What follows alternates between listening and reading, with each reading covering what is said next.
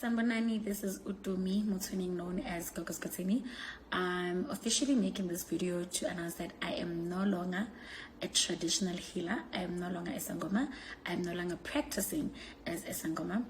I am no longer doing consultations. I am no longer giving out isidliso. I'm no longer giving out imbiza, yonke nje lento. I'm no longer doing it.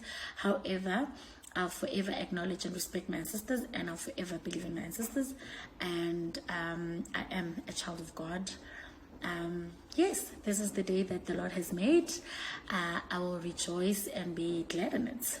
I'm very much happy. I wish I could sing. I wish I could do so much, but yeah, my heart is full. Wangethula umthwalo owawungisinda, wangethula umthwalo ngomthandazo wami, uvalo lwami lwaphela lwavusa umoya wami, langethula umthwalo wangishiya ngequlo. I hope the song says it all. Mwah, ngimthanda. Mwah, mwah.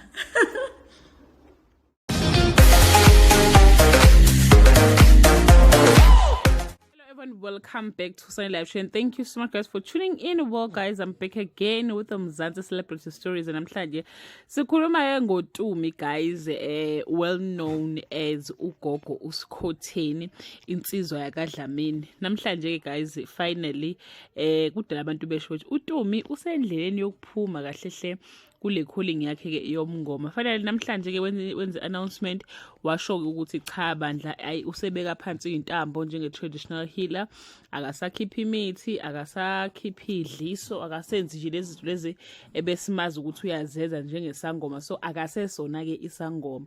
Guys, uTumi was trending kakhulu ke this past few days, emva kokuthi kwamathwasa akhe aphumela obalasha ukuthi akasawanaki kanjani njani, like akasayingeni nje indaba nje yokuthwasisa, washiya amathwasa akhe washiya komunye ayisebenza naye.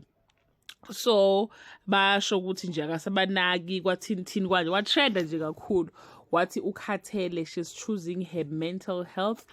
Uyimisele ukuthi ayinakekele yena ke manje ukhathele nkosami izinto ke zobungoma. So guys, yeah man, ke uphumela obala ke wathi cha bandla ke intambo ke usethi khulu. Kade abantu besho bethi uTumi indlela agxa ngayo ubungoma very soon uzophuma kuyona lento yomngoma.